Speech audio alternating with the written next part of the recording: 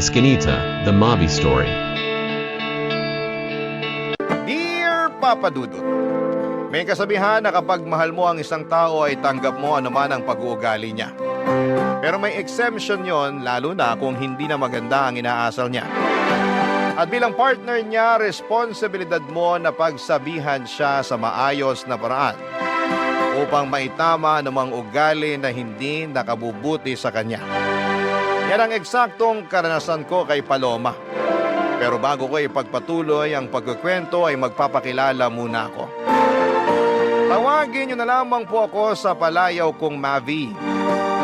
33 years old, taga Quezon City at nagtatrabaho bilang virtual assistant. Kung ilalarawan ko ang aking sarili, masasabi ko na may itsura naman ako.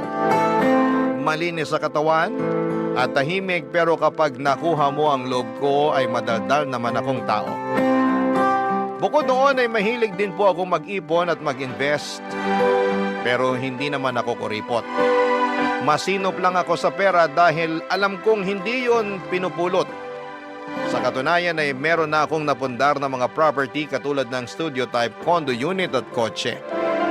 Tumutulong din ako sa pagpapaaral sa aking mga kapatid at merong kaunting savings, insurance at investments.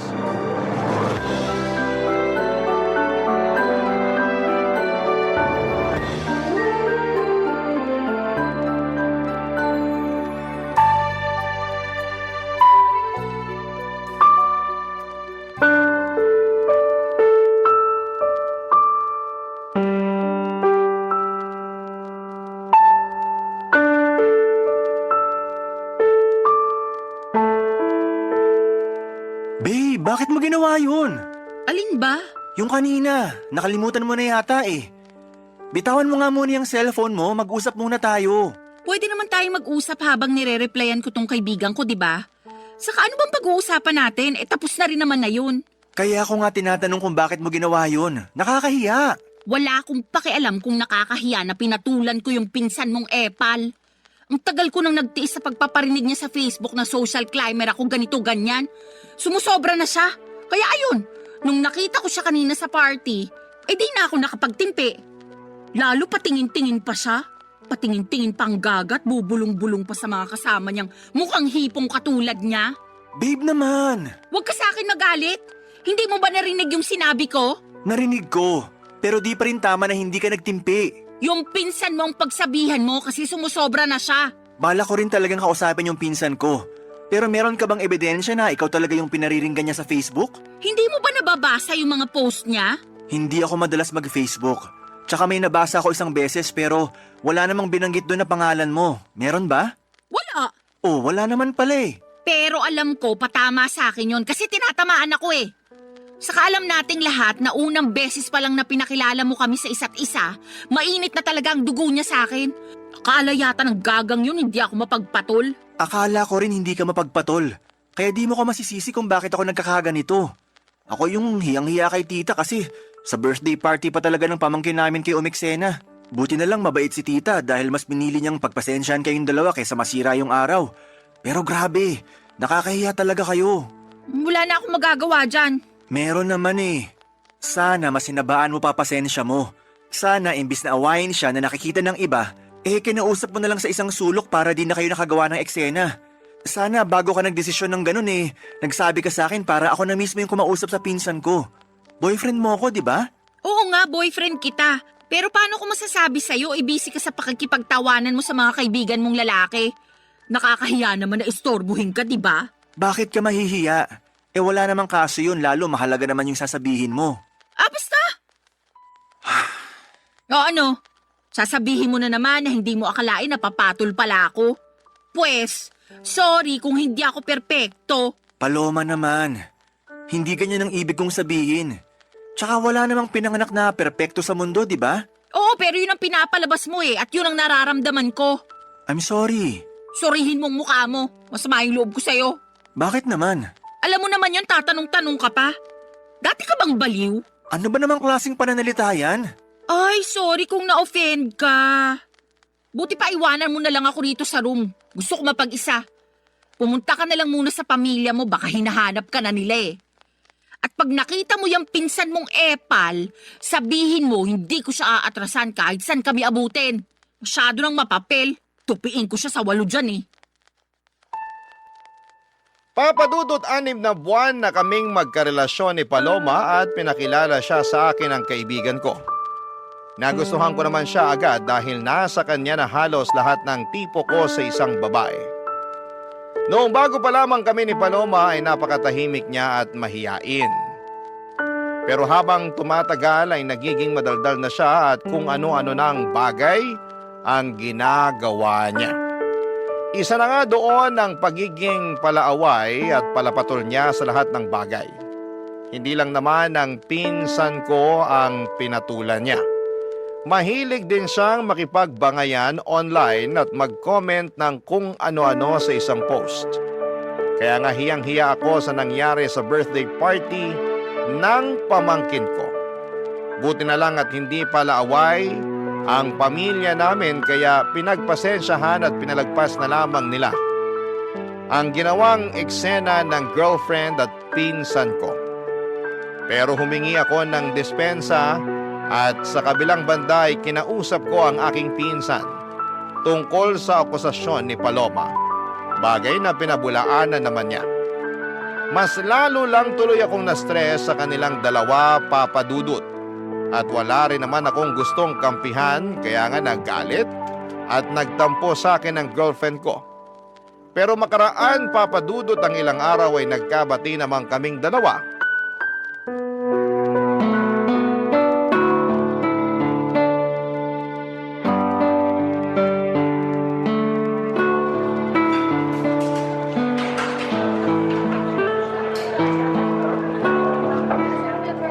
Thank you ah. Saan? Sa panlilibre mo sa akin. Nung nakaraang araw pa ako takam na takam sa burger at fries na to.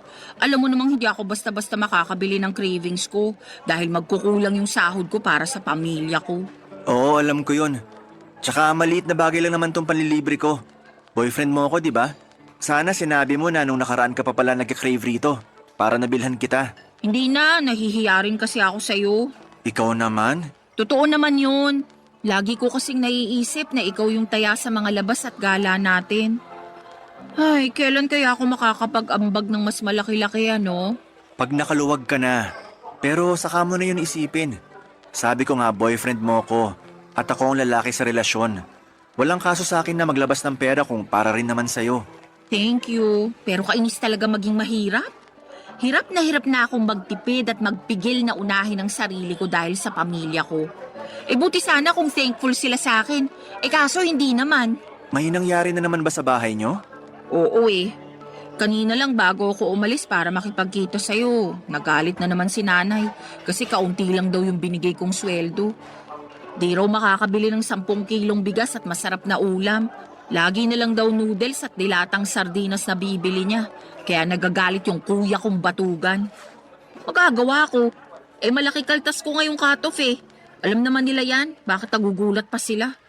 Tapos yung tatay ko nagtatampo kasi hindi ko man lang daw siya mabigyan ng pera pang yosi. Ayos lang ba siya? Ako pa ba bibili ng pambisyo niya? Nakakaloka. Sige lang, magkwento ka lang. Yung kuya kong batuga nangungutang sa akin, panghulog ng motor niya. Sana all may motor, di ba? Kukuha-kuha ng hulugan tapos sa akin ipapakargo kapag nagigipit sa bayaran. Lakas din talaga ng tama Di ba may trabaho naman ang kuya mo? Meron, pero kulang-kulang pa rin daw kasi sinusustentuhan niya yung 3 anak niya sa iba't ibang babae. Galing no? Napakalandi ng kuya ko. Ay, kaya pala stress na stress ka nung nakita kita kanina. Oo, medyo lang. Pinautang mo ba kuya mo? Siyempre hindi. Kaya lang pinagsabihan akong maramot at hindi raw maaasahan. Ay, kaloka. Nang galaiti talaga ako pagkarinig ko nun. Para akong bulkang sasabog anumang sandali. Saka wala na akong pera para pautangin siya, no? Ano siya, hilo? Nanghihingi pa nga sa akin ng pamproject sa school yung bunso namin. Siyempre, mas inuna ko na yun kaysa sa kanya. Grabe rin talaga yung kuya mo. Wala na sa lugar ang mga pinagsasasabi. Lahat sila ganun sa bahay. Ay! Siguro maliban na lang sa bunso namin. Kasi bata pa yun. At yun lang yung kasundo ko. Kaya lang, mas lamang talaga ang stress ko sa pamilya ko, lalo pag wala na kaming pera. Ang unfair lang din talaga dahil malakas pa naman yung parents ko pero ang kukupad. Mula nang magkatrabaho ako, umasa na talaga sila sa akin. Hindi na naawa na nagkakandakuba na ako sa pagtatrabaho para lang buhayin sila. Uy, napakamalas ko talaga. Alam mong hindi totoo yan. Totoo yon. Mahirap lang talaga paniwalaan kasi hindi ikaw yung nasa posisyon ko. Di tulad ko, solo mo pera mo, di ba? Tumutulong din naman ako sa pagpapaaral sa mga kapatid ko. Oo nga, pero hindi ka naman obligado kasi may business yung mga magulang mo. May pera kayo at kaya pa rin nila kayong buhayin. Hindi katulad namin kasi ako lang talaga yung dapat bumuhay sa pamilya ko. Kaya nga kahit itong cravings ko, hindi ko talaga mabili. Malapit na talaga akong masiraan ng ulo. Kung may magagawa lang sana ako para tulungan ka. Alam mo, meron. Ano yun? Ibahay mo na ako. Mag-live-in na tayo para makaalis na ako sa toxic kong pamilya. Papa Dudut, nagtatrabaho bilang private company employee si Paloma at sakto lang ang kinikita niya. Siya ang breadwinner sa kanila kaya wala talaga siyang maitabi para sa sarili. Kaya nga sa abot ng makakaya ko ay binibilhan ko si Paloma ng mga pangangailangan at kaunting luho niya. Pero hindi ko naman kayang saluhin ang lahat, lalo na yung tungkol sa toxic niyang pamilya. Kaya naisipan niya na mag-live-in na kami pero nag-alangan ako dahil sa paniniwala kong mag-asawa lang ang dapat na magkasama sa iisang bubong. Dahil doon ay naggalit na naman sa akin si Paloma. Tapos ay paulit-ulit pa akong inuusig ng aking konsensya tungkol sa mga posibilidad na sinasabi ng girlfriend ko na baka mangyari sa kanya pag hindi pa siya nakaalis sa kanila. Halimbawa noon ay baka tuluyan na siyang mabaliw o masiraan ng ulo. Kaya nga pinag-isipan ko ng mabuti ang plano niyang pagtira kasama ko. At agad ko yung pinaalam sa aking mga magulang, Papa Dudut. Barangay Love Stories. Barangay Love Stories. Papa Dudut, pinaintindi sa akin ng mga magulang ko na ayos lang na tumira kami ng magkasama ni Paloma sa isang bubong, lalo na at alam din nila ang sitwasyon ng girlfriend ko sa pamilya niya. At mas nanaig ang awa nila sa kanila kesa sa paniniwala na kinamulatan namin. Relihiyoso kasi kami pero unti-unti ay nabawasan at nagbago naman yon. Dahil sa iba't ibang kadahilanan, kaya nga pumayag na ako makipag-live-in kay Paloma. Pero may kondisyon. Bale hindi kami magkatabi sa isang kama at sa sofa ako matutulog. Nung una ay pinagtawanan pa ako ni Paloma pero nung pinaliwanag ko sa kanya na gusto kong pangatawanan ng paniniwala ko, ay wala na rin siyang nagawa pa. Sabay pa rin naman kaming kumakain, magkasamang nanonood ng TV o di kaya ay nagluluto ng aming pagkain. Pero sa abot ng makakaya ko ay pinipigilan ko ang aking sarili na maging sobrang malapit sa kanya. Kaya lang isang araw ay nagpaalam sa akin si Paloma na gagabihin at huwag ko na raw siyang hintayin. Lalabas daw kasi sila ng mga katrabaho niya. Bagay na wala namang kaso sa akin para na rin makapag-unwind siya. Pinilit ko pa rin siyang hintayin pero sa inabot na lamang ng madaling araw ay wala pa rin siya. Kaya nakatulog na ako sa sofa at nagising na lamang noong maramdaman kong may humahawak sa aking pagka-lalaki, Papa Dudut.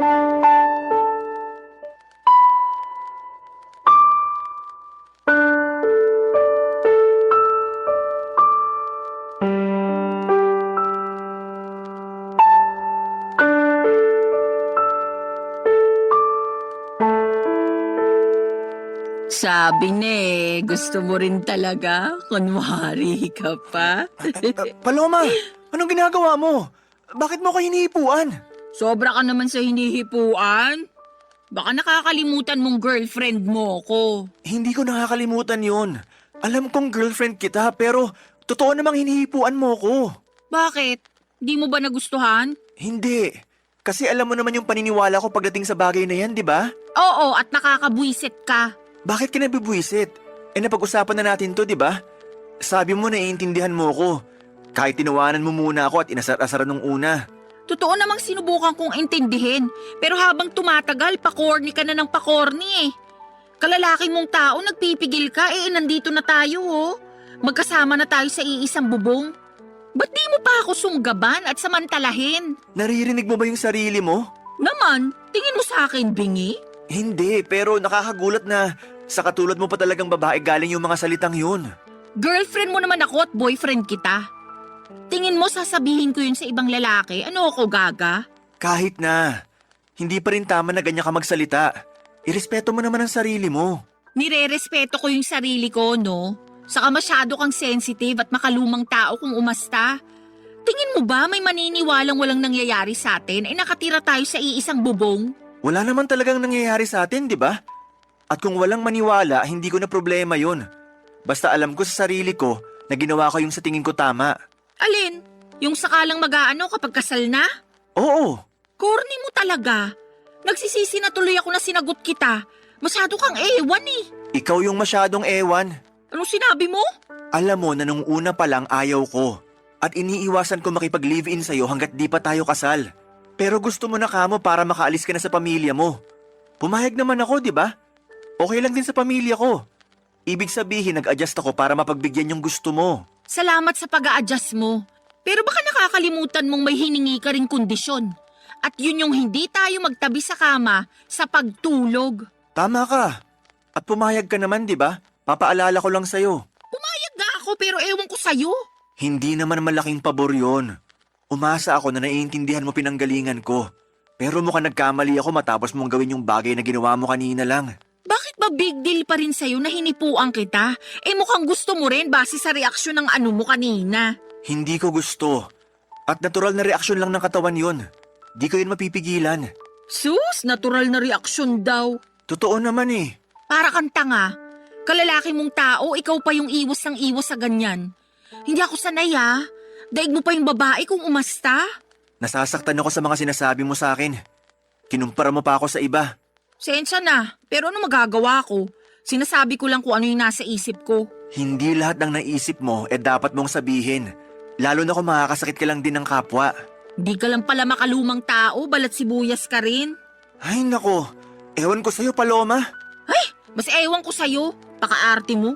Babae na nga yung lumalapit sa'yo, ayaw-ayaw ka pa dyan. Sure na ba yan? Sige na, try lang natin. Please lang, tigilan na natin tong usapang to.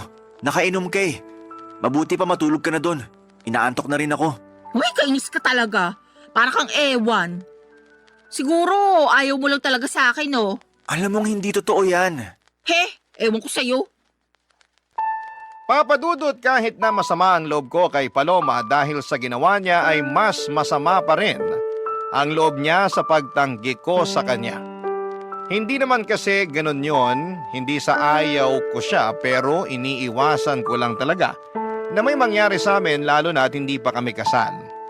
Alam ko baka tawagin niyo kong hipokrito at nagmamalinis dahil magka-live-in na kami ni Paloma pero ginagawa ko lang ang alam kong tama at nararapat gawin bilang isang lalaki.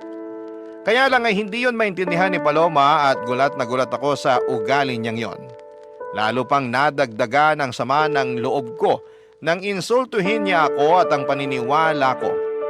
Pero alam ko na meron lang din siyang pangangailangan kaya nagawa niya ang bagay na yon. In short ay pinatawad ko si Paloma at pinalagpas ko ang mga nangyari. Doon ko na naisip na mag-propose ng kasal sa girlfriend ko, bagay na walang pasubalin niyang tinanggap. Papadudot, mahal ko si Paloma at masaya ako dahil ikakasal na kami. Kaya lang ay makalipas ang isang linggo ay merong nangyari, Papadudot.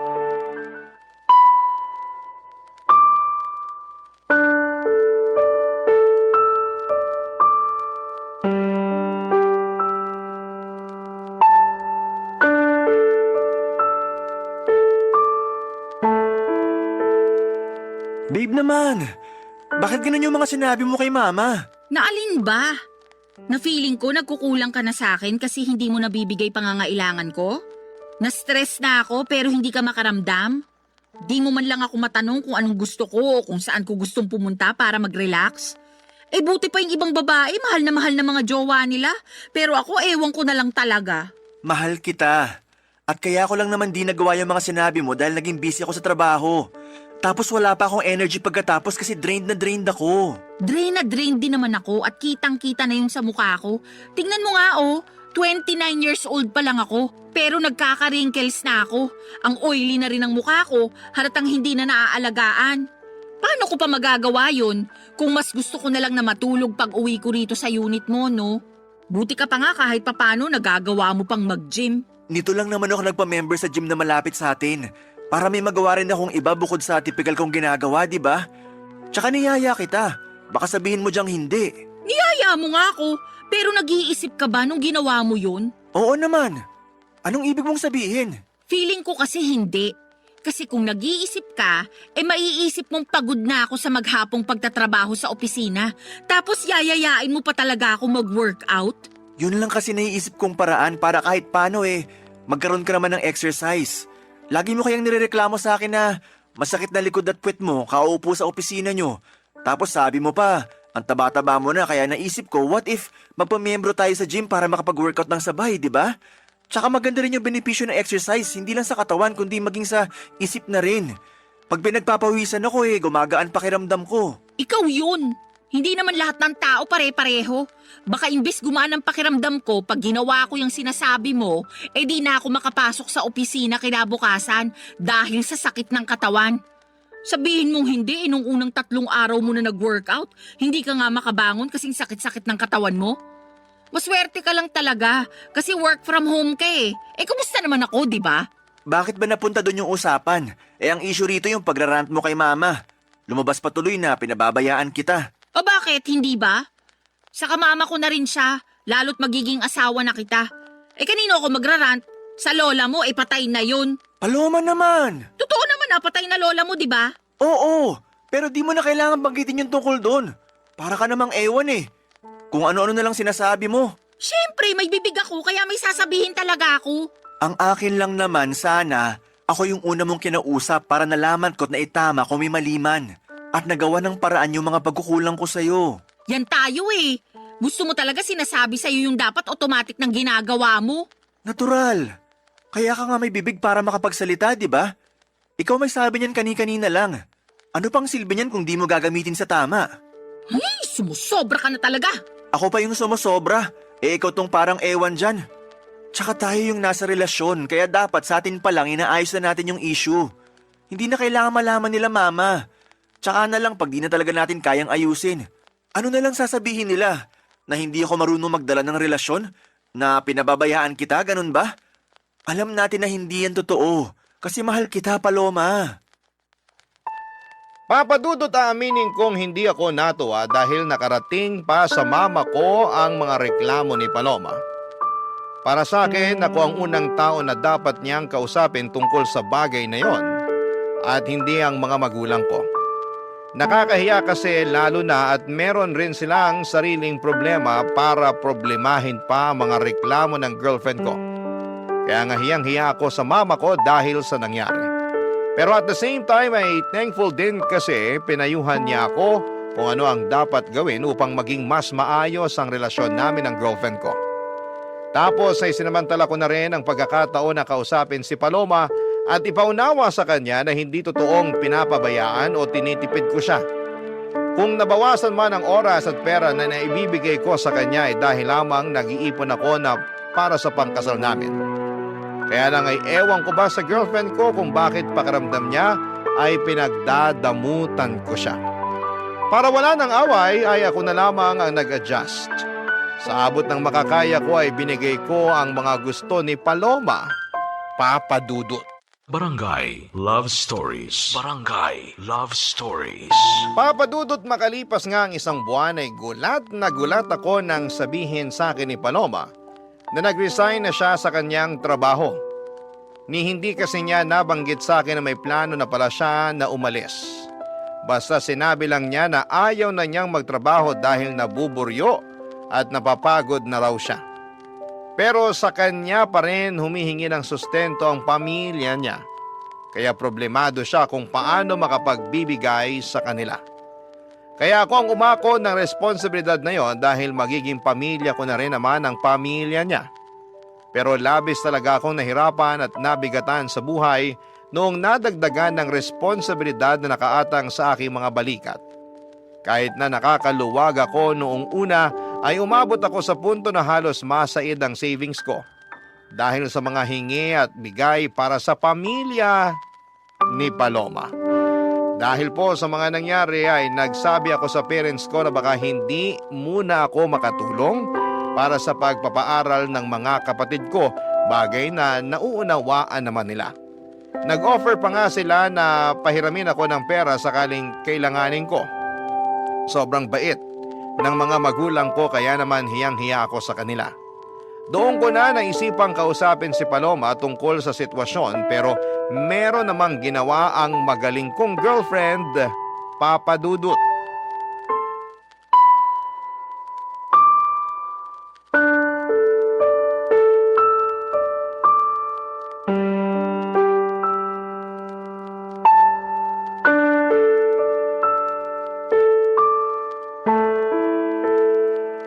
Paloma, anong ginawa mo? Ha? Anong ginawa ko? Wala akong ginagawa rito Pwede ba? Hindi ito yung panahon para sarkastikuhin mo ako.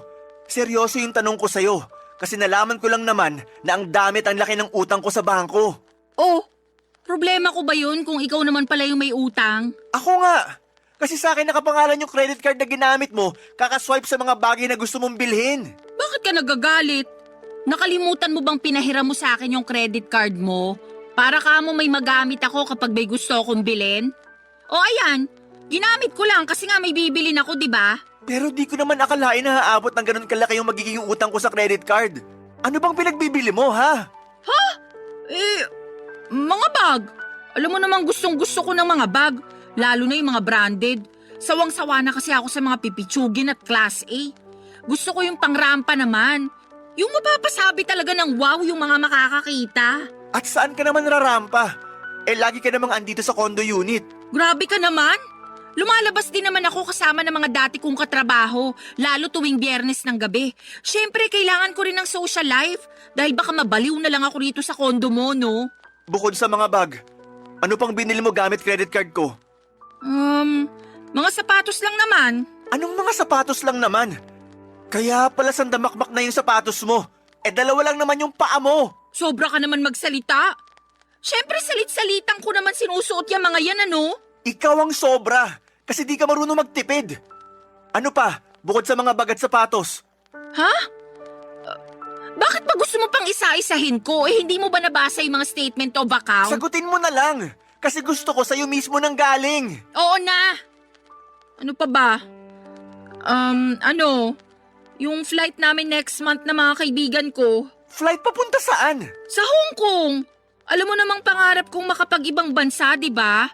Plano namin puntahan yung sikat na amusement park doon. Paloma naman! Bakit ba kasi?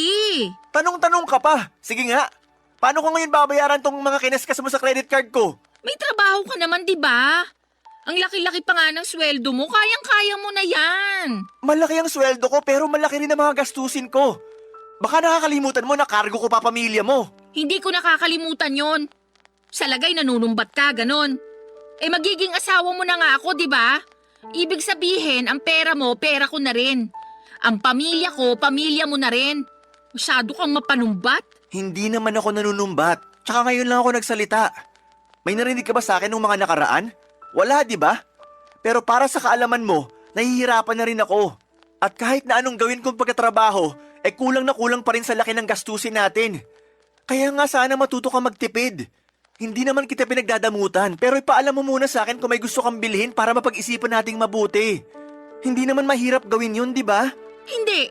Pero lahat na lang ba kailangan kong ipagpaalam sa'yo? Kung ganun lang din, sana hindi mo na binigay yung credit card mo sa akin para ipagamit. Di raw nanunumbat. Pero ano yung mga sinasabi mo? Porke wala akong trabaho, ganyan mo na ako tratuhin? Dinamay mo pa ang pamilya ko? Tama ba yun? Lagot ka talaga. Isusumbong kita sa nanay mo. Papadudot, sabihin na po nating sumabog na ako sa galit ng mga panahong yon. Kaya hindi ko na napigilan ang aking bibig na makapagsalita ng hindi maganda sa girlfriend ko. Pero pinagsisihan ko naman yon at inihingi ng tawad sa kanya. Kaya lang ay matigas ang puso ni Paloma at gusto niyang palabasin na inagrabyado ko siya. Na masakit daw akong magsalita, mayabang at mapagmataas porke ako ang kumikita sa aming dalawa. Totoo naman na ako pero hindi ako kailanman nagyabang at nagmataas sa kanya. Sa abot ng makakaya ko at pangunawa ay sinusustentuhan ko siya at ang pamilya niya habang nag-iipon ng pangkasal namin at pinagsasabay na bayaran ng iba pang mga gastusin sa araw-araw naming pamumuhay. Kaya naman alam kong ako ang agrabyado rito at may karapatan akong magsabi ng mga hinanakit ko. Aaminin kong hirap na akong pakisamahan si Paloma dahil napakabigat niyang dalhin. At sa araw-araw na lamang na ginawa ng Diyos ay palala ng palala ang kanyang pag-uugali, Papa Dudut.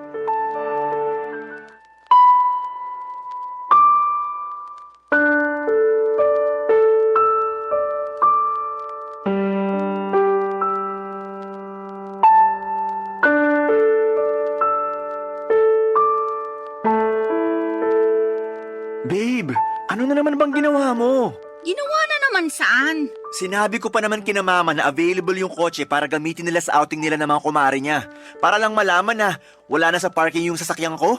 Oo, kasi pinakuha ko kay kuya kanina yung gagamitin nila sa family outing namin. May problema ba dun? Meron! Oy, ba't ka sumisigaw dyan? Nakakaaburido ka naman eh. Nakuha mo pa talaga magtanong at maaburido? Eh ako nga dapat na magsabi niyan. Kasi natulog lang ako, tapos pagising ko wala na yung kotse ko. Hindi mo ba narinig yung sinabi ko? Pinagamit ko kay kuya kasi magsiswimming daw sila nila nanay at tatay sa kanong kapatid ko. Hindi na nga ako sumama dahil meron ako masakit puson ko, hindi ko rin mai-enjoy. Wala akong pakialam sa outing ng pamilya mo kasi kotse ko naman yon. Tsaka di mo rin ba narinig sinabi ko? Papagamit ko dapat kay mama yung sasakyan ko, pero wala na. Ano na lang gagamitin nila, di ba? Problema ba yun? May sarili naman silang sasakyan. Problema yon kasi nasa talir yung kotse nila. Pinaghagawa. Tsaka matagal lang pinagpaalam ni mama sa akin na hihiramin niya yung sasakyan ko. Tapos bigla mong pinahiram sa pamilya mo? Di mo pa pinaalam sa akin kagabi bago tayo matulog. Nakalimutan ko Sa kapamilya ko naman yung gagamit, buti sana kung ibang tao. Magalit ka kung sa iba ko pinahiram. Oo! Parang yung pagpapagamit mo ng credit card ko sa mga kaibigan mo nung nag-book kayo ng flight, di ba? Akala ko ba nakapag-move on ka na dun? At saka binabayaran naman nila kahit hulugan. Kalmahan mo lang. Hindi ko na alam kung paano kumalma kasi malapit na ako mapuno rito. Kaso ang unfair dahil laging ako yung mali. Kapag nagsalita ako, lagi mo binabalik sa akin na mapanumbat ako, ganito, ganyan. Tama ba yun? May karapatan naman talaga ako manumbat kung gugustuhin ko lang, di ba? Anong gusto mo? Manahimik na lang ako para isipin mo na ayos lang yung mga ginagawa mo? Ganun yata talaga gusto mo mangyari Akala ko ba mahal mo ko? Mahal kita, Paloma. Pero ako ba mahal mo? Oo naman. Tinatanong pa ba yan? Kung hindi kita mahal, di sana ako pumayag na magpakasal sa'yo. O baka naman mahal mo lang ako kasi may nabibigay ako sa'yo. Paano na lang kung wala na? Ganun pa rin ba mararamdaman mo para sa akin? Ano ba namang tanong yan? Masyado ka nang nagiging madrama. Hoy, para sa kaalaman mo, wala tayo sa TV at radyo para magsalita ka ng ganyan. Kakainis to. Kita mong masakit yung puson ko, dumadagdag ka pa Diyan ka magaling. Imbis na sagutin ng diretso yung tanong ko, kung ano-ano na namang sinasabi mo. Alam mo, napapagod na ako. Napapagod na ako sa relasyon natin. Napapagod na ako sa'yo at sa pamilya mo. Anong ibig mong sabihin? Hindi ka talaga makahalata, no? Di ka rin marunong makiramdam. Sarili mo lang mahalaga sa'yo. Kaya paano pa ako nakakasiguro na mahal mo nga ako? Nang dahil lang sa kotse na pinahiram ko sa kuya ko, nagkakaganyan ka na? Ang malala, nag-historical ka pa talaga. Inungkat mo lahat Saka kung sa usapang pagod lang naman, mas pagod kaya ako sa'yo. Pagod ka saan? Sa relasyon natin? Oo, kasi pakiramdam ko kinokontrol mo ko. Ipapaalala ko lang sa'yo hindi pa tayo mag-asawa. At kahit mag-asawa na tayo, wala ka pa rin karapatang diktahan yung buhay ko. Bigla ko tuloy na miss maging malaya. Yung walang iniisip o pinoproblemang mababaw na issue. Sige, Simula sa araw na to, malaya ka na. Ha? Anong sabi mo? Sabi ko, simula sa araw na to, malaya ka na. Kasi nakikipaghiwalay na ako sa'yo. Tapos na tayo. Papa Dudut, nagmakaawa pa sa akin si Paloma na bawiin ko ang pakikipaghiwalay ko sa kanya. Pero naging matigas ako ng mga panahong yon. Kahit na apektado na ako sa pag-iyak at paghingi niya ng paulit-ulit na sorry, ay tinatagan ko ang sarili ko upang tiisin siya. Sobra na kasi ang mga ginagawa niya sa akin na pinalagpas at pinagpasensyahan ko lang. Siguro'y panahon na rin para bigyan ko ng pabor ang aking sarili na maging malaya mula sa mga responsibilidad ko sa kanya. Walang nagawa si Paloma noong nakipaghiwalay na talaga ako sa kanya. Agad niyang inimpake ang mga damit niya at umalis sa condo unit ko. Aaminin kong gusto ko siyang pigilan, pero may isang bahagi sa akin na nagsasabing wag na akong kubuha ng bato na ipupukpok ko lang din sa ulo ko. Kaya lang ay may mga sandali pa rin talaga na nakokonsensya ako sa pakikipaghiwalay ko kay Paloma, lalo na at malapit na kaming ikasal. Sana'y mapayuhan ako ng mga kabarangay natin kung tama bang bawiin ko ang pakikipaghiwalay ko sa dati kong kasintahan at mag-umpisa ulit kami ng bagong buhay o pangatawanan ko na lamang at tumanap ng ibang babae na mas mabuti para sa akin. Aaminin ko na mahal ko pa rin si Paloma. Hanggang dito na lamang ang sulat ko, Papa Dudut. Maraming salamat po sakaling mapili po ninyong i-ere ang kwento ng buhay ko. God bless and more power sa Barangay Love Stories. Ang inyong forever kapuso at kabarangay forever, Mavi. Dear Papa Dudut, good day sa inyo at sa mga bumubuo ng Barangay Love Stories, tawagin niyo na lamang po ako sa pangalang Solana. 29 years old, taga Cardona, Rizal at isang online seller. Pero dati ako nagtatrabaho sa isang private company. Sa kasalukuyan ay buntis ako sa first baby namin ng husband ko, pero meron na akong unang anak sa ibang lalaki. Panati ko talaga ako ng programa ninyo, Papa Dudut, at hanggat maaari ay wala akong kinakaligtaang episode sa radyo. Kumbaga ay hindi kumpleto ang pananghalian hanggat hindi kami nakatune in kay Papa Dudut.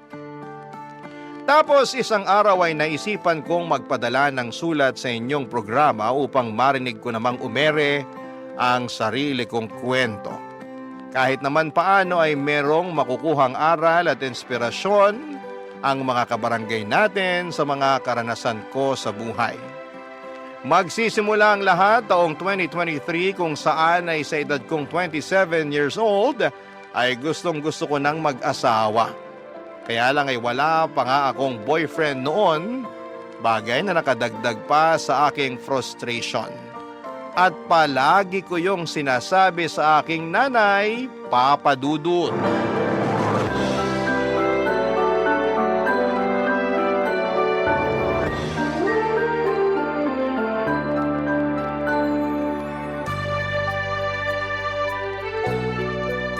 Grabe na yun. Anong grabe? Yung classmate ko nung elementary at high school, mag-aapat na yung anak. Tignan niyo yung post niya dito sa Facebook. Pinakita niya yung pregnancy test niyang positive. Dami nga nag-congrats sa kanya. Talaga? Tingin nga. Galing, di ba? Kasing edad mo lang din yan, ano? Mas matanda po ako ng 1 taon sa kanya. Ibig sabihin, 26 years old pa lang siya tapos nakaapat na anak na. Mismo.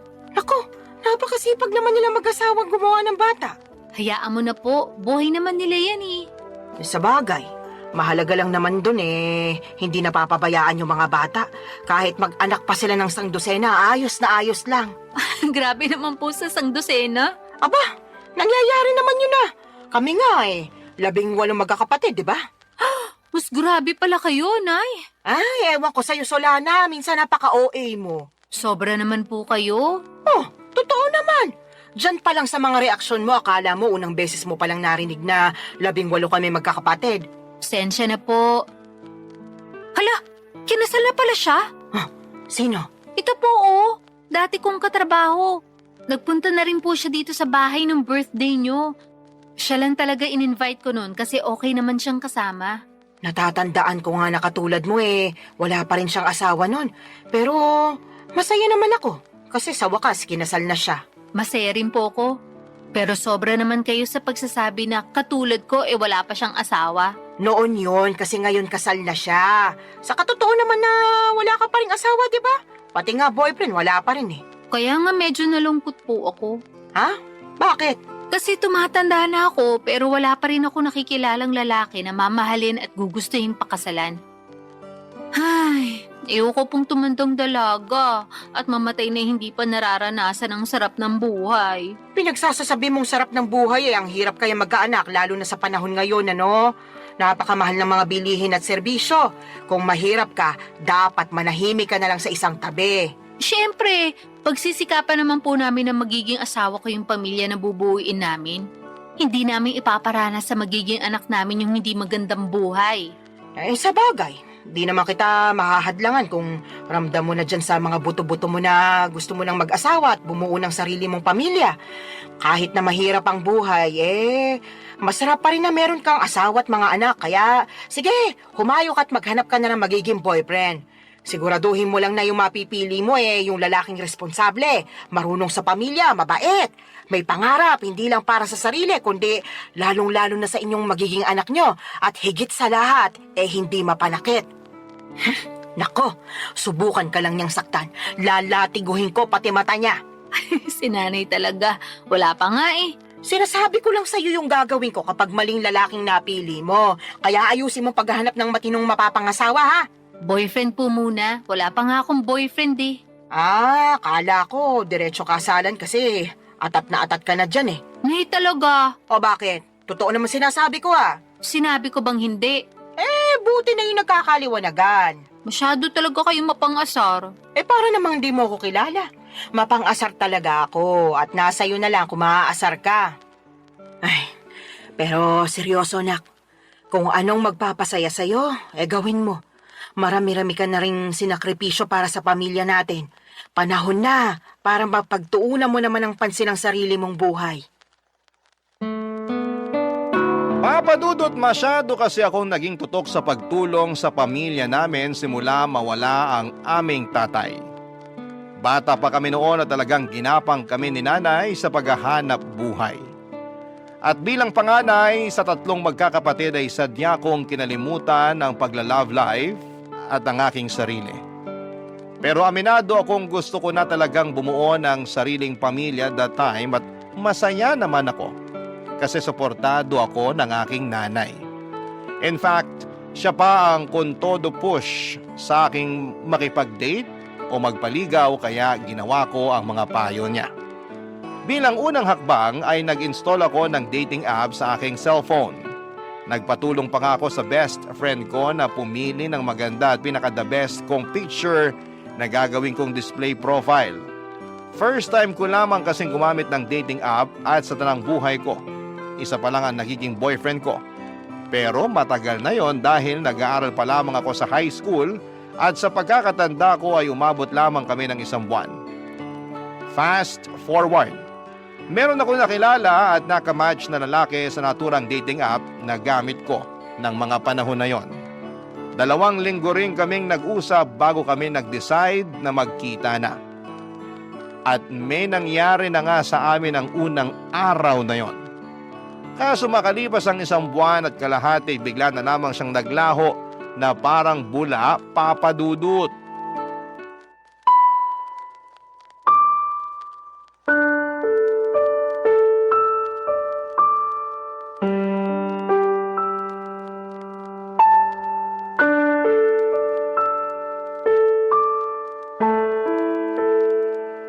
Nay, minulto niya ako. Sino? Yung lalaki na kilala ko online at nakadate. Minulto niya na ako. Paanong minulto? Bakit? Namatay na ba siya? Nay naman Pinatay mo naman agad yung tao. Sabi mo kasi minulto ka, kaya anong iisipin ko kung di namatay na pala yung tao, di ba? Yun na nga. Kaso buhay na buhay pa po siya. At ang ibig sabihin ko sa minulto, naglaho na lang siya bigla na parang bula.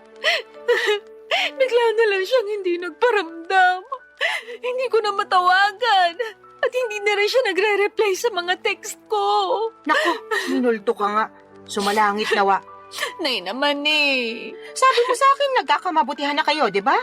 Opo. Akala ko rin papunta na kami sa pagiging mag-boyfriend-girlfriend kasi okay naman yung date namin. Nagsabi pa nga siya na plano niya akong ligawan at pumayag naman ako. Kaya lang... Kaya lang ano? Nawala siya bigla pagkatapos siya makuha sa akin yung pagkababae ko. Hala ka. Ibig mo sabihin, sinabi mo ng perlas ng silanganan? Opo. Naku, nalintikan na. Teka, Nay, nasusuka ako. Ay, sinasabi ko na nga ba? Pumunta ka doon sa lababo. Doon ka sumuka. Naku.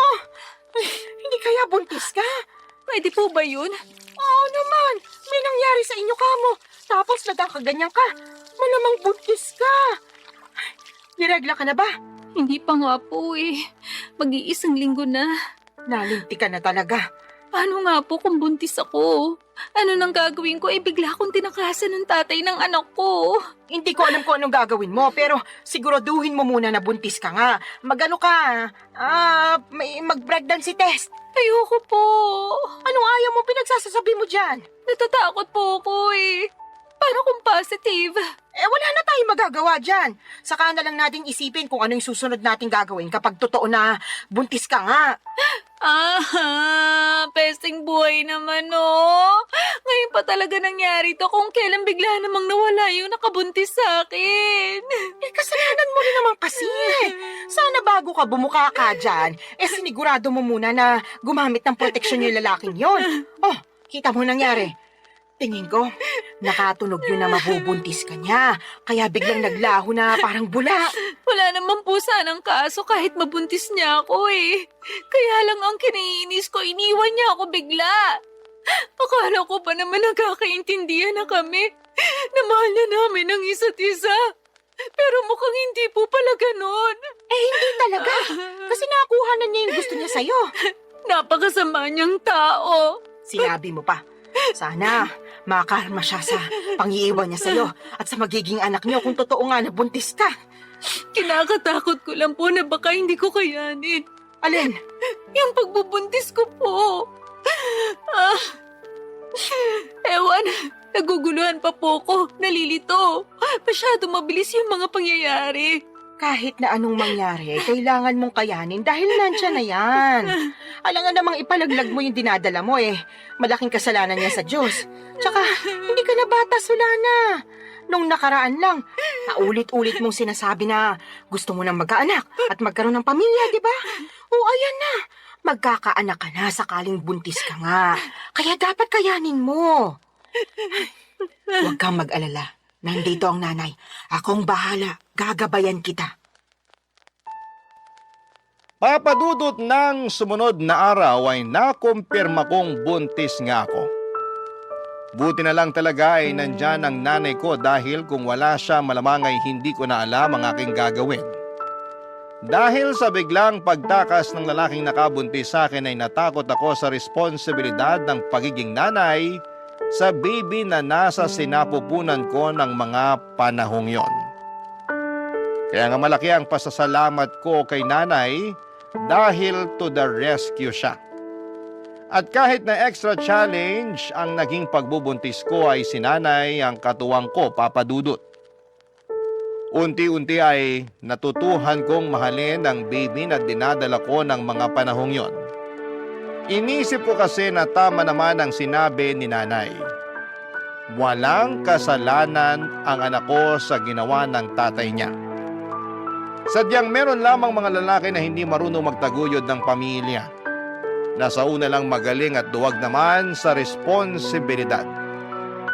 Malas lamang ako kasi ganong klase ng lalaki ang natagpuan ko, Papa Dudut. Barangay Love Stories. Barangay Love Stories. Papadudot, makaraan ng 9 na buwan ay naipanganak ko ng malusog ang aking panganay. Nag-leave ako noon sa opisinang pinapasukan ko at noong matapos yun ay agad na rin ako nagbalik trabaho. Kailangan ko nang magdoble kayod upang matustusan ang pangangailangan ng anak ko. Alam ko na simula maging nanay ako ay dapat huli ko nang isipin ang aking sarili dahil laging unang-una ang kapakanan ng baby ko. Kaya lang ilang buwan pa lamang akong nagtatrabaho ulit ay nakaramdam na ako ng matinding kapaguran. At hindi yon yung klase ng pagod na nawawala kapag pinahinga mo, kundi naghahalo-halong pagod mentally and physically. Doon ko rin napagkumpara ang sitwasyon ko bilang single parent sa aking ibang katrabaho na merong healthy relationship sa kanilang mga asawa.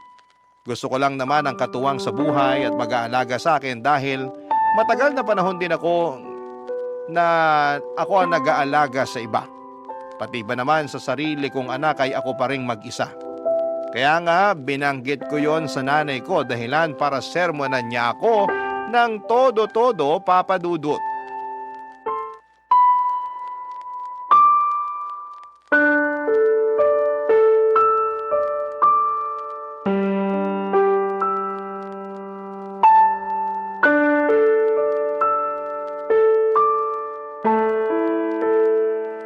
Nay, pagod na po ako. Kapag nasa opisina ako, hindi ako makapag-concentrate. Lagi akong lutang at nakatulala. Kaya nga nasisita ako ng boss ko at isang beses natawagan na ng pansin. Pero anong magagawa ko? Gusto ko na lang umuwi nung time na yon at magmukmuk sa higaan. Kaso alam ko hindi ko naman yun magagawa dahil kailangan kong alagaan yung anak ko pagdating ko rito sa bahay. Medyo mahirap nga yung pinagdaraanan mo, anak. Pero wala ka naman magagawa kasi kailangan mo magtrabaho pa rin para sa anak mo. Yun na nga po Imbis na sana nagpapahinga na lang ako rito sa bahay natin. At ako na yung nag-aalaga sa baby ko, kailangan ko pang umalis para magtrabaho. Thankful po ako na inaalagaan niyo yung anak ko. Pero ewan ko ba? Ano ba kasing problema? Pagod ka nga lang ba talaga o ano? Sa tono mo kasi para kang nagsisisi na nagkaanak ka. Yung totoo? Oh, sabihin mo yung totoo. Tama po kayo. Nagsisisi po ako na nagka-baby ako. Sula na naman! Kung naiintindihan lang ng anak mo yung sinabi mo, malamang magtatampo yung bata. Sarili niyang ina, pinagsisisihan siyang sinilang sa mundo. Ano pong magagawa ko kung yun ang nararamdaman ko? Wala, di ba? Tsaka bago kayo magsalita ng ganyan, iintindihin niyo muna yung pinagdaraanan ko. Naiintindihan ko yung pinagdaraanan mo dahil nanay din ako. Partida, isa pa lang yung anak mo. Tapos kayo, 3 pa nga na inire ko. Pero ang kaibahan natin, kasama niyo po si tatay sa pag-aalaga at pagpapalaki sa amin bago siya inagaw sa atin ng kamatayan. Tapos ako simula nang pinagbuntis ko yung baby ko hanggang pinanganak, mag-isa lang ako.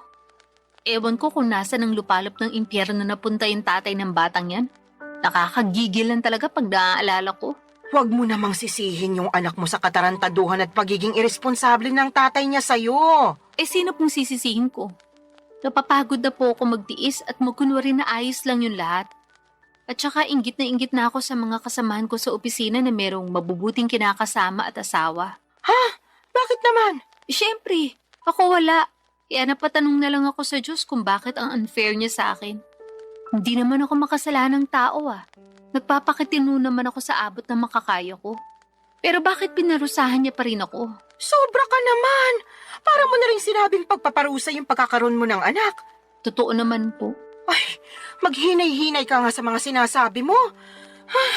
Kawawa naman yung anak mo, Wala pa siyang kamuwang-muwang sa mundo, tapos pinag-uusig na agad siya ng sarili niyang ina. Yun po kasi yung nararamdaman ko. Ano pong magagawa ko? Meron kang magagawa. Sana pinigilan mong maisip yan. Para hindi mo na naramdaman kasi maling-mali yan. Doon pa lang sa mainggit alam mong hindi na magandang katangian yun. Sana ganun lang kadali yung gusto niyong mangyari. Wag kasi puro sarili mo yung isipin mo, lalo may anak ka na. Dapat pag nanay ka na, isang tabi mo yung nararamdaman mo at pagtuunan ng pansin yung anak mo. Paano ko nga po magagawa yun kung napapagod na ako? Ay, sana talaga hindi na lang ako pumayag na ituloy yung pagbubuntis sa batang yan. Aray ko! Bakit niyo ako binatukan, Nay? Nagtatanong ka pa talaga kung ano-ano yung sinasabi mo dyan. Kinabutan ka nga. Hindi naman kasalanan ng apo ko na nabuo siya dahil sa kapusukan niyo Tapos sasabihin mo na sana hindi mo na lang tinuloy yung pagbubuntis mo sa kanya. Sumusobra ka na talagang babae ka. Papa Dudut, doon ko mas napagtanto ng husto na mahirap maging single parent at kung may choice lamang akong baguhin ang kapalaran ko ay gagawin ko. Oo, mahal ko nga ang anak ko pero nawawalan pala ng saysay ang lahat pag nanaig na yung labis na pagod. Tinanim ko sa isipan ko na ang aking anak dapat ang priority ko bago ang sarili ko, pero mas nanaig sa akin ang kagustuhan na makatagpo ng lalaki na magiging katuwang ko sa buhay at mag-aalaga sa akin bilang kapareha niya at kung loloobin ay may bahay. Kaya nga nagsimula ulit ako makipag-usap online kahit na inuusig pa rin ako ng aking konsensya at ng mga sinabi ni nanay. Naintindihan naman daw niya ako pero nandun pa rin yung sermon niya tungkol sa dapat mas pagtuunan ko ng pansin ang aking anak bago ang sarili ko. Para sa akin hindi niya talaga ako nauunawaan.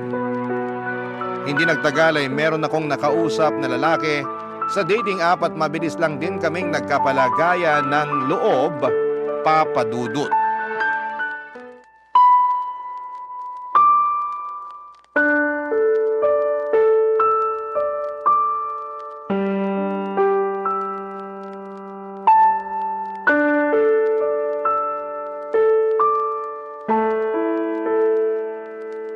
Sinabi mo, Solana? Pakiulit nga kasi parang nabingi yata ako. Nay naman eh. Ulitin mo kundi mababatukan kita.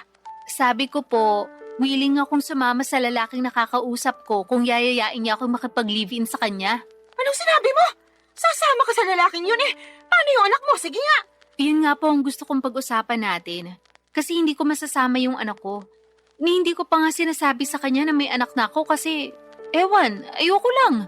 Pakiramdam ko pag ginawa ko yun, baka mawalan siya ng gana sa akin. Kasi bihira lang naman yung lalaki na nagkakagusto at sumiseryoso sa mga single mom. Kahit na! Mahalaga pa ba yon? Opo, mahalaga yun kasi mahal ko na siya. Sa lagay, mas pipiliin mo pa yung lalaking yun kaysa sa sarili mong anak, Solana.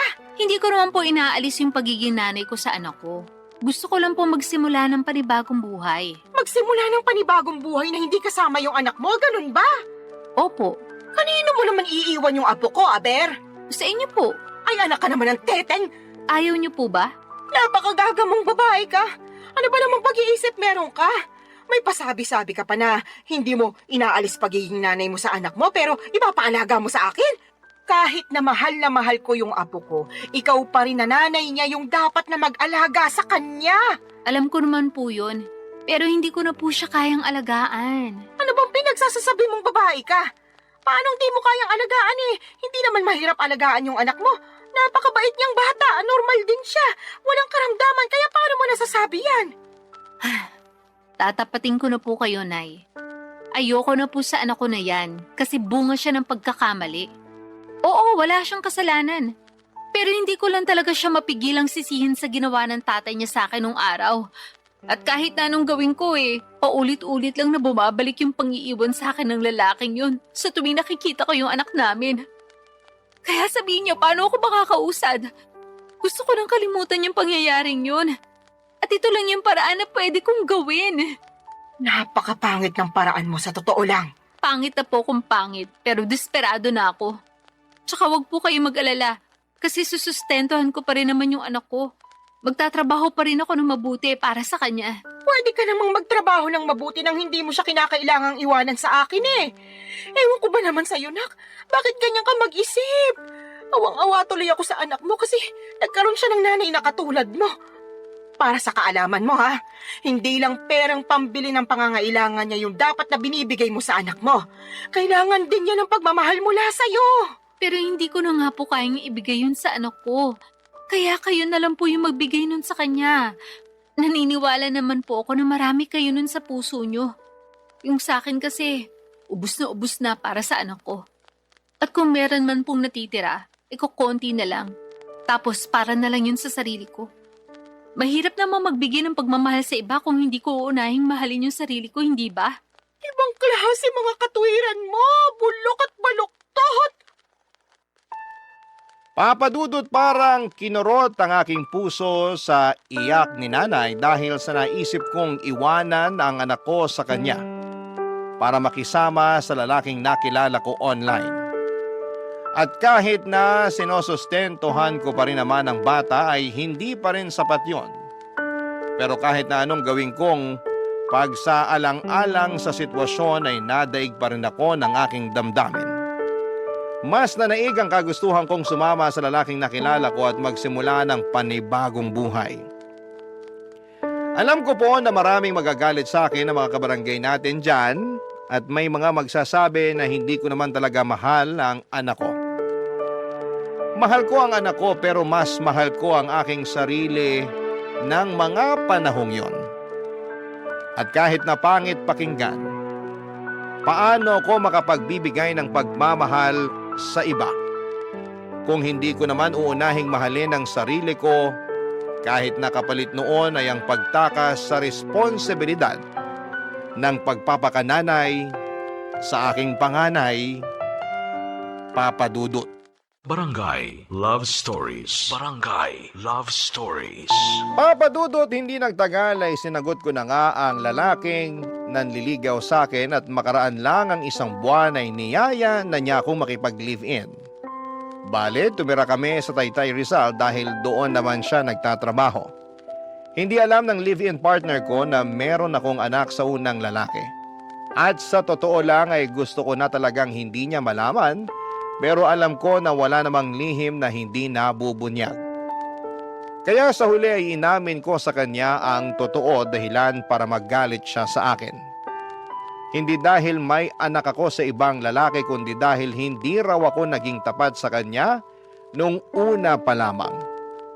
Naintindihan ko naman ang pinanggagalingan ng galit niya, kaya humingi ako ng tawad. Hindi niya rin ako natiis dahil mahal niya ako at ang tanging hiling lang niya ay ipakilala ko sa kanya ang anak ko, kaya sinama ko siya sa bahay ng nanay ko sa Cardona, Rizal. At laking gulat ko dahil masayang masaya siya pagkakita sa aking anak. Kaya lang ay marami pa rin kaming bagay na hindi pinagkakasunduan habang nagpapatuloy ang aming pagsasama. Katulad na lamang noong isang beses na nag-away kami, dahilan para mag-alsa balutan ako't umuwi sa aking nanay, Papa Dudut.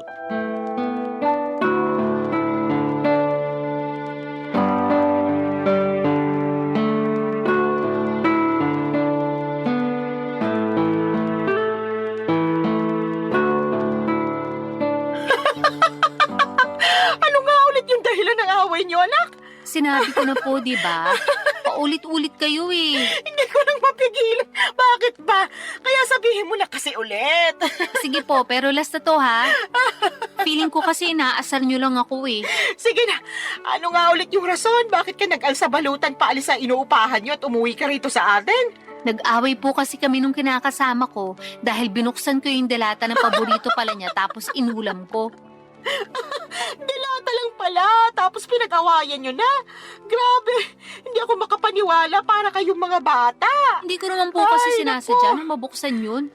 At saka siya naman may sabi na mag-ulam na lang daw ako ng delata dahil hindi nga siya nakapagluto. Nagkataon na overtime ako sa work. Tapos siya naman nagbago oras ng shift niya. Kaya umalis siya na maaga. Syempre, bilang wala na ring lakas magluto pa, naisip ko nga magbukas na lang ng delata. Ano ba kasing delata yon? Sardinas ba? Corned beef po, yung medyo mamahali na brand. Hindi mo ba alam na paborito niya yon? Alam ko po na paborito niya yun, pero hindi ko naman akalain na magagalit siya sa akin ng gusto dahil lang sa dilatang yun. As in, galit na galit siya. More on, tampo na para bang batang nagmamaktol yung lolo niyo. Akala mo kung sinong inapi. Ginising pa talaga ako para pagdabugan, matapos niya makitang nasa basurahan na yung delata na inulam ko kagabi. Nagkataon na 1 piraso na lang yun, tapos plano niya raw ulamin pag uwi niya. Anong ginawa mo pagkatapos? Syempre, nagalit din ako kasi para siyang tanga. Kagigising ko lang nun tapos naalimpungatan pa ako sa sigaw niya. Tapos bubungaran niya ako ng sermon kesyo ganito ganyan. Aba, hindi rin po ako nagpatalo. Kaya sinagot ko siya para ipagtanggol yung sarili ko. Hanggang sa lumala na yung away namin at nakapagsalita na kami ng hindi maganda sa isa't isa. Hindi ko na po nagustuhan yung mga sinabi niya. Kaya nilayasan ko na siya. Pambihira talaga mga kabataan ngayon. Maliit na bagay pinalalaki kaya dumarami yung hiwalayan eh. Alam ko naman po na mababaw lang yun. Pero nasobrahan eh. Kung kinausap niya lang sana ako na maayos, baka lumabas pa ako at binilan siya ng paborito niyang delata. Di sana wala kaming problema. Hindi sana kami nagkasakitan sa mga sinabi namin sa isa't isa. Kaya lang, hindi ganun yung nangyari. At hindi ko kayang intindihin na ganun siya umasta porque paborito niya yung delatang kinain ko nang hindi sinasadya. Tama rin naman yung mga sinabi mo. Dilata lang naman yun. Kaya nga po. Tsaka sobrang sama lang talaga ng loob ko sa kanya. Sa dinami-rami ng tao na magsasalita sa akin ng ganun, siya pa talaga. Ayun, hindi na ako nakatiis, kaya nilayasan ko na siya. Hindi talaga maiiwasan yung pagkakaroon ng hindi pagkakaintindihan sa relasyon. Pero sana, huwag niyong hayaan na sirain ito yung pagsasama ninyo. Tama rin na umalis ka doon para makapag-isip-isip kayo pareho. Magpalamig ka muna rito habang malayo kayo sa isa't isa. Pero huwag niyong patagalin yung away ninyo. Hindi yun maganda. Ewan ko na Mahal ko naman po siya pero masakit talaga mga sinabi niya sa akin. Biruin niyo, sabihin ba naman ako matakaw kasi naubos ko rin yung delata niya? Gutom na nga ako noon. Kahit naman ako na gutom, baka maubos ko rin yon. Yun na nga po. Medyo sumobra lang siguro yung reaksyon ng kinakasama mo para lang sa isang delata.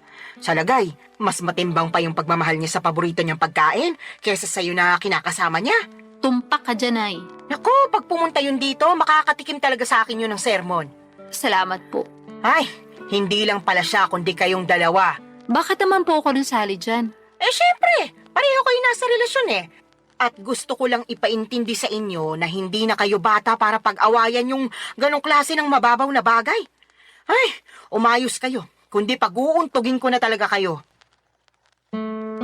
Papa Dudut, alam ko naman na mababaw lang ang dahilan ng pag-aaway naming yon.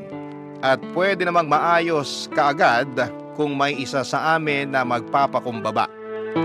Pero pareho na kaming kinain ng matinding emosyon. Noong araw ding yon ay pinuntahan ako at sinundo ng kinakasama ko sa Cardona at nakipagbati sa akin. Humingi rin siya ng sorry kay nanay dahil naabala pa namin siya. Pero ayos lang naman sa nanay ko, sa halip ay pinayuhan niya kami na pag-usapan ng mga bagay-bagay at huwag na huwag agad paiirali ng galit. Kaya nga ginawa namin ang lahat para ayusin ang pakikipagkomunikasyon sa isa't isa para hindi na maulit ang mga nangyari. At masasabi ko na mabuti ang resulta noon sa pagsasama namin. Meron pa rin namang mga misunderstanding pero mas alam na namin kung paano yon ayusin. Saka pansin ko na sobrang mahal din talaga ng kinakasama ko ang aking anak sa ibang lalaki. At nakikita ko yon sa tuwing bumibisita kami sa bahay ni nanay. Kaya nga nagustuhan na rin siya ng nanay ko para sa akin bilang kinakasama. Pero nitong March 2025 lang ay may sinabi ako sa nanay ko na labis niyang kinabigla, Papa Dudut.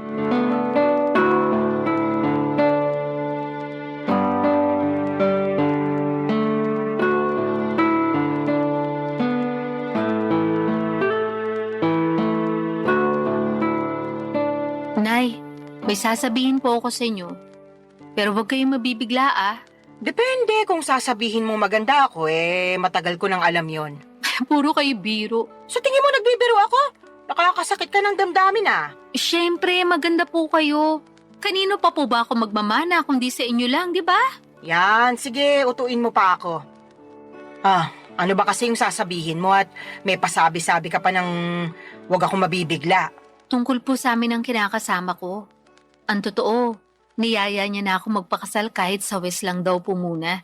Para lang magkaroon na ng basbas yung pagsasama namin. Talaga? Naku, mabuti naman! Anong sinabi mo? Pumayag ka ba? Siyempre, opo. Tuwang-tuwa nga ako eh. Ako rin tuwang-tuwa kasi sa wakas ikakasal ka na, nak. Dati-rati, pangarap mo lang yung maikasal tapos ayan na, mangyayari na. Kaya nga malaki talagang pasasalamat ko sa Diyos. Kasi dininig niya yung panalangin ko, nabigyan niya ako ng matinong lalaki. Yung magiging asawa ko, magiging tatay ng mga anak namin, at makakasama ko hanggang tumanda kami. At nangyari na nga yun. Buti na lang naging matyaga ka sa paghihintay. Opo. Pero may isa pa po pala akong sasabihin. Meron pa bukod sa sinabi mo na ikakasal ka na? Ganun na nga po. O sige, ano ba yon? Pinag-usapan po namin ng kinakasama ko. Nakukunin na namin yung anak ko at isasama sa inuupahan namin. Gusto po niya na isang buong pamilya na kami at handa naman siyang ampunin yung bata para siya na ang kilalaning ama. Ayos lang po ba sa inyo yun? Tinatanong pa ba yan? Siyempre ayos na ayos sa akin. Hindi po ba kayo malulungkot kasi papapalayo na kayo sa apo nyo? Ano bang klaseng tanong yan? Natural malulungkot ako. Pero sino ako para ipagkait sa apo ko na magkaroon ng tatay at nanay sa kanyang paglaki, di ba? Kaya nga malaki talaga yung pasasalamat ko dyan sa kinakasama mo kasi mahal na mahal yung anak mo. Tingin ko nga, mas mahal niya pa yung apo ko kaysa sa'yo eh. Mahal ko rin naman po yung anak ko. Pero aminado ako naging gagalang ako sa pagdedesisyon nung araw. Sa totoo lang, matagal ko nang pinag-iisipan na kunin yung anak ko para ako na yung mag-aalaga sa kanya. Gusto ko pong bumawi sa lahat ng pagkukulang ko bilang nanay niya. Siguro hindi pa naman po huli ang lahat, di ba? Hindi pa naman talaga. At suportado kita sa gusto mong mangyari. Basta ipangako mo na hinding-hindi mo na ibabalik sa akin yung apo ko kasi bigla ka na lang napagod magpakananay sa kanya, ha? Hindi laruan niyang anak mo para sa kaalaman mo. Meron siyang damdamin. Tsaka baka gabaan ka na kung gagawin mo pa yun sa kanya. Hinding-hindi ko na nga po ulit gagawin yun sa anak ko, Nay. Pangako po yan. Huwag ka sa akin mangako. Sa anak mo ikaw mangako. At patunayan mo yon. Mahalin mo siya ng husto. Iparamdam mo na lagi kang nandyan sa tabi niya bilang nanay niya. Ipaglaban mo siya sa lahat ng pagkakataon. Lagi mo siyang piliin sa kahit na anong sitwasyon. At kahit na magkaroon pa kayo ng mga anak, nung kinakasama mo, huwag mong hayaan na mabaliwala yung panganay mo. Tandaan mo, Solana, ha? Wala siyang kasalanan sa ginawa sa'yo ng ama niya, kaya huwag mo siyang sisisihin. Opo, Nay. Naiintindihan ko po lahat ang mga sinabi niyo at tatandaan ko po yun. Sige, mapapanatag na ako kung ganon. Paano mo pala aalagaan yung apo ko kung nagtatrabaho ka? Tungkol po sa bagay na yan, pinag-usapan na namin ng kinakasama ko na magre-resign na ako para maalagaan ko yung anak ko. Sinabi ko kasi sa kanya na gusto kong bumawi sa anak ko dahil malaki nga yung nagawa kong kasalanan sa kanya nung araw. Katulad nyo, sinuportahan din po ako ng kinakasama ko. Papa Dudut, alam kong hindi ako naging perpektong magulang sa anak ko noong araw, pero sa kasalukuyan ay ginagawa ko naman ang lahat upang makabawi sa kanya. At yun naman ang mahalaga, hindi ba? Sising-sisi ako sa nagawa kong pangiiwan sa kanya noon nang mas pinili ko ang aking sarili, ngunit masayang-masaya naman ako. Dahil naalagaan ko na siya ngayon, katuwang ang aking kinakasama na ngayon ay asawa ko na. Hindi pa rin naman nagsawang sumuporta at tumalalay sa akin si nanay, lalo na at buntis ako sa panganay namin ng mister ko. Alam ko na mas magiging challenging ang pag-aalaga ng dalawang maliit na bata, kaya sinabi ni nanay na pupuntahan niya ako sa inuupahan namin para alalayan pagkapanganak ko. Doon pa lang ay naiyak na ako at nag-uumapaw ang saya ng puso ko. Mas lalo ko na-appreciate ang aking nanay sa totoo lang. At alam ko na marami pa akong matututuhan sa kanya mula sa mga karanasan niya kung paano maging mabuting ina. Maraming salamat po, Papa Dudut, sakaling mapili po ninyong i-ere ang istorya ng buhay ko. Sana po'y kinapulutan po ito ng aral at inspirasyon ng mga kabarangay natin. God bless sa inyong programa sa Barangay Love Stories. Patuloy kayong magbigay ng aliw sa ating mga kabarangay. Ang inyong forever kapuso at kabarangay, Solana.